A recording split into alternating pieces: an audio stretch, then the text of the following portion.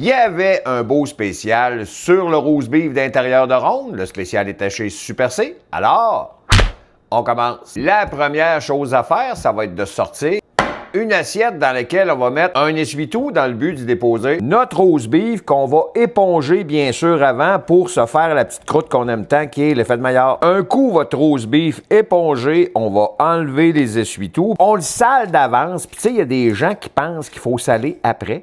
Mais il faut vraiment saler d'avance parce que ça va permettre au sel que la viande goûte le sel.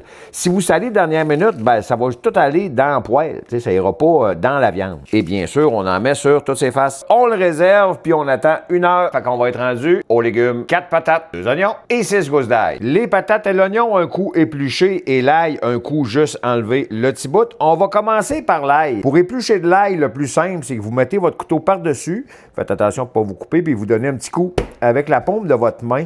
En l'effoirant, en plus, ça fait exploser les saveurs. L'ail, on réserve. Pour l'oignon, ben, on se cassera pas le bessic. On va le couper en 4. L'oignon, on réserve. Fait que les patates, vous faites des morceaux à peu près de ce grosseur-là. Puis après ça, ben, on se met ça dans l'eau froide. Ah oui, j'allais oublier. On est samedi, le 21 février. La préparation est déjà finie, donc on s'en va voir petit. La première chose à faire, ça va être de sortir une poêle qu'on va préchauffer à feu moyen fort. Et bien sûr, on fait bouillir ses patates. Puis là, ben, on se rajoute une belle quantité de beurre clarifié. Si vous n'en avez pas, vous pouvez mettre de l'huile. On saisit notre pièce de viande. Au moins, comme d'habitude, 1 minute et demie de chaque face. Puis un petit truc, là, quand vous saisissez de la viande, puis dans notre cas, on va faire notre sauce. Donc, j'ai quand même beaucoup de corps gras.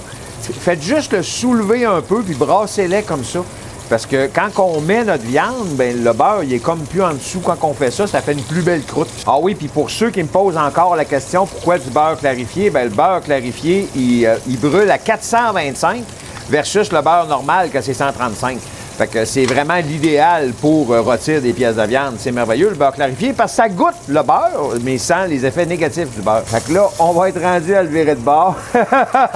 Regardez-moi la belle croûte que ça donne. Hein? C'est solide quand même. Oh, que ça va être bon. C'est important d'utiliser des pinces, hein, de pas prendre... Tu sais, il y en a qui le piquent pour leur virer de bord. Vous faites tout sortir le jus de la viande. Fait qu'on fait pas ça. Préchauffez votre four à 350. Un coup rôti sur toutes ses faces. Mettez votre rond à 4, mais regardez s'il est beau, hein? Il est vraiment rôti parfaitement sur toutes ses faces. Regardez ça, je l'ai fait partout. Comme ça, il va garder sa saveur à l'intérieur. Fait que là, on va être rendu à rajouter l'oignon et l'ail, quelques branches de thym. On fait juste rôtir ça un peu. On va arroser notre pièce de viande. Ça va être complètement malade. J'ai fermé mon rond, fait que je vais mettre un thermomètre. Pour se mettre un thermomètre, là, il y en a plein qui me posent la question sur comment. Je vais le faire de l'autre bord, vous allez mieux le voir. Là. On mesure à peu près pour que ça tombe au milieu de la viande. On pince, puis là, on le rentre à l'intérieur, en plein centre, jusqu'à où sont nos doigts. Fait que là, on est sûr que c'est à cœur qu'on va avoir notre cuisson. Par-dessus ça, regardez ce que je me rajoute de beurre. Ça en fait pas mal, là, mais c'est que je me fais ma sauce maison. Puis honnêtement, avec le beurre, ça fait vraiment toute la différence. Fait qu'on met ça par-dessus. Puis après ça, bien, ce qu'on va être rendu à faire, c'est au four pour qu'il tombe à 124 degrés Fahrenheit. Ceux qui veulent l'avoir à différentes cuissons, bien, saignant, c'est entre 122 et 125. Médium, c'est 131 degrés Fahrenheit. Et bien cuit, c'est environ 150 degrés Fahrenheit. Je vous conseille fortement, je préconise beaucoup le thermomètre. Comme ça, on ne manque jamais nos pièces de viande. Puis, ça se vend du commerce. T'sais, moi, il est inclus dans le four, là, mais ça se vend du commerce. Donc, c'est une quarantaine de piastres. Honnêtement, ça fait vraiment toute la différence. J'ai atteint mon 124 degrés. Ça sent bon, c'est malade. Regardez ça, s'il est beau. Ça va être complètement débile. Puis là, ben, ce qui va rester à faire, qui est très, très important et souvent oublié, c'est que la pièce de viande, si vous la coupez tout de suite, elle va tout perdre son jus. Tu sais, ça va venir chesse, qui est beaucoup plus pire que sec. Hein? Fait que, comme vous pouvez voir, je me suis préparé une petite assiette avec une grille par-dessus. Je l'ai arrosé une fois pendant qu'il était au four. On l'enlève du chaudron et on le met sur la grille, comme ça, tout nu. Pas de papier d'aluminium, pas rien. Puis on le laisse une vingtaine de minutes reposer. Puis ça va faire vraiment toute la différence pour la tendreté et la jutuosité de la viande, même si je sais que ça se dit pas. Puis là, ben, on va faire la sauce. Fait qu'on enlève les oignons, le thym, on enlève tout ce qui est solide là-dedans. Puis tu sais, comme vous pouvez voir, l'oignon, il est parfait. Moi, je l'aime pas trop cuit. Fait que c'est pour ça que je l'ai pas saisi trop longtemps, puis je l'ai coupé en gros. Un coup, notre solide enlevé, là, on va réouvrir le rond. On va le mettre à feu moyen. Et là, on va rajouter l'équivalent à peu près d'une demi-tasse de vin rouge. Parce que là, on va déglacer notre poêle. Puis, ceux que ça intéresse, le vin que j'ai pris, c'est la vieille église. On va le porter à ébullition pour que ce qu'il y a dans le vin, l'alcool, soit évaporé le plus possible. Et bien sûr, oubliez pas, hein, quand vous le sortez du four, je me suis fait pogner quelques fois, là, la poignée, elle reste chaude. Donc, quand on déglace, on se met une mitaine, puis on déglace le fond avec une maryse. Puis le vin, ben c'est pas obligatoire. Je vous dirais qu'officiellement, moi, j'ai toujours fait ma sauce à roast beef avec du vin. Mais si vous en mettez pas, ben mettez juste du bouillon de bœuf que je vais mettre dans les prochaines secondes.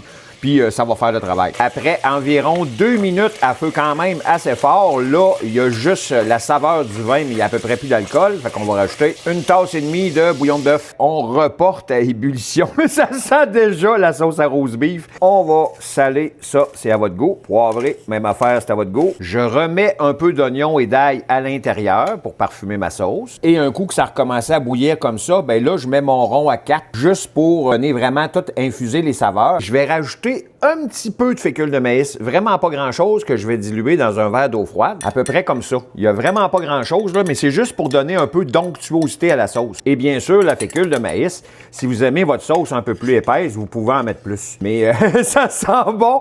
Ah, ça achève, là. Il me reste à piler mes patates, puis je vous montre ça. Pendant le temps de repos de votre viande, elle va relâcher du jus dans le fond. Ça, ben, on le remet dans la sauce pour donner la saveur. C'est de la saveur pure. Mon 20 minutes de temps de repos est fait, donc on va être rendu à se sortir une planche parce que là, on va découper l'intérieur pour voir de quoi ça a l'air.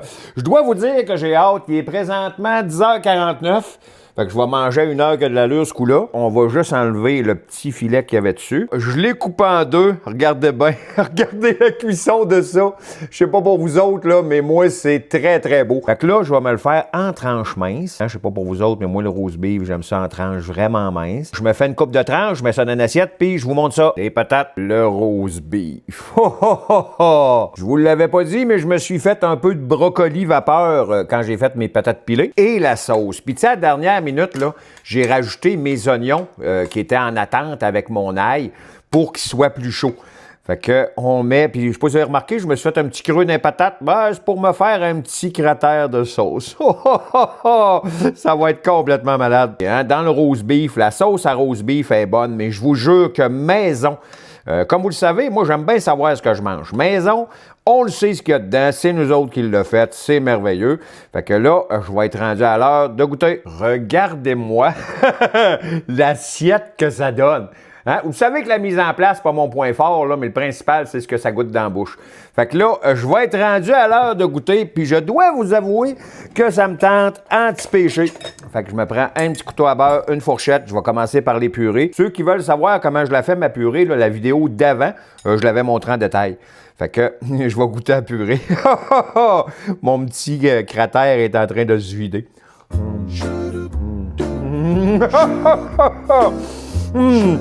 Et que c'est bon des patates pilées, hein?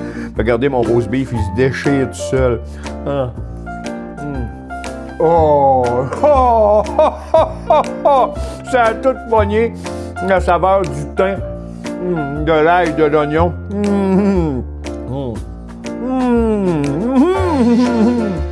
Hey, la sauce, là, est malade. L'ail est fondant. Alors là-dessus... Oh non, encore une petite bouchée. Alors là-dessus... Je ne vous dérangerai point plus longtemps. Hein? Je vais commencer par vous souhaiter un bon samedi après-midi. Il est présentement 11h01 parce que c'était le super roast beef avec sa sauce maison et ses purées à la Donald.